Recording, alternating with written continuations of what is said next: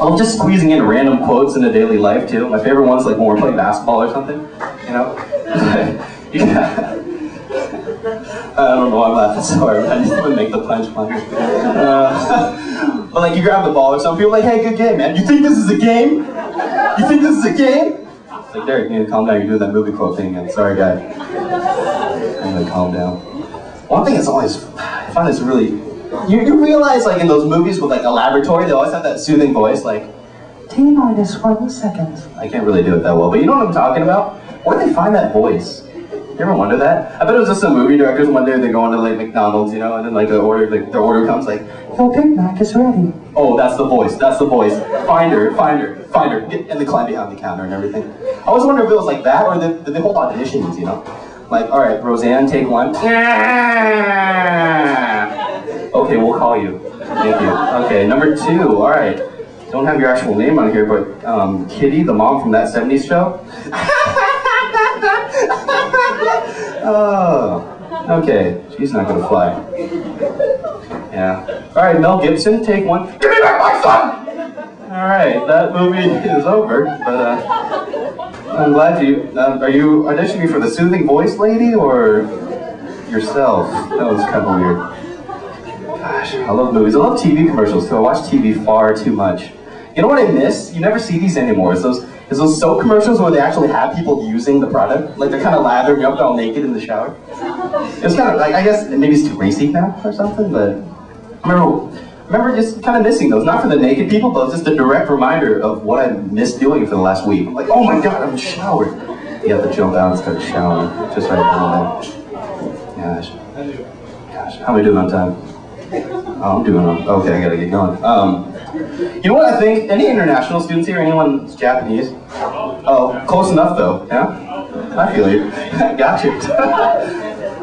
I think Japanese is like the coolest language ever. I mean, I'm not Japanese myself, so I'm not like preaching to the choir kind of thing. I didn't even use that correctly, but I do know. I'm like, yeah, you know, verbatim. I didn't know what verbatim meant for like 2 years. I just always used it after sentences because I was like, oh, it's Latin. But here's why it's the coolest language. It can sound like the cutest, bubbliest language in the world, or it can sound like you're the most savage, like, ruler of all nations. Like, you know, for example, in the case one, like, you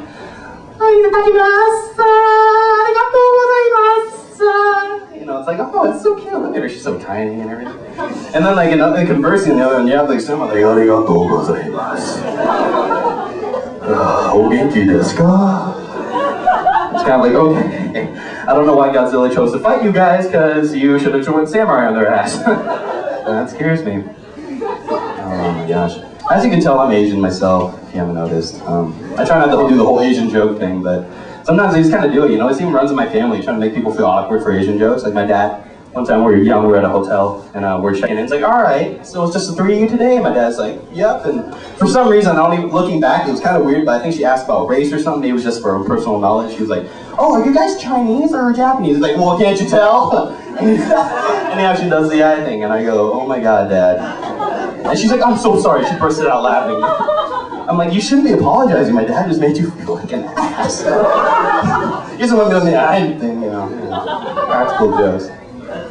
I worked at a hotel over the summer in Beijing, and you know, I'm American, in case y'all didn't know. I'm not an international student myself, but I go there, and people would not know. Like, I'd be like, oh, welcome to Marriott Hotel, just sign this, you know, we'll get you set up right away. And the lady like, no, I swear, you speak English, how do you speak English so well? Where did you learn your English, little boy? Oh, she might as well have just said that, you know, kind of offended me. I was like, well, I'm from the same country you are, you know, they let us in too, yeah.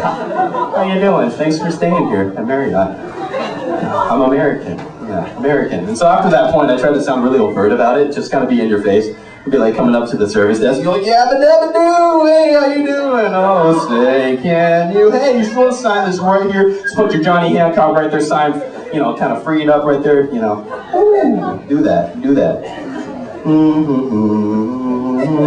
Oh, you're done signing it, wonderful. Well, I'll just take this, you know. Any more questions before I send you up to your room? And they're like, yeah, I was wondering about the amenities.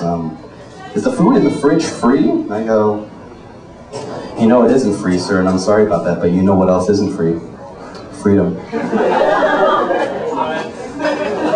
And he just kind of looks at me for a second, and it kind of dawns on him, and he goes, "Excuse me, young man, are you American?" I go, "Sorry, what?"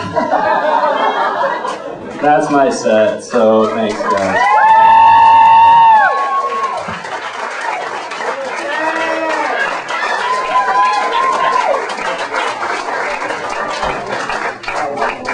One more round for Derek Chan.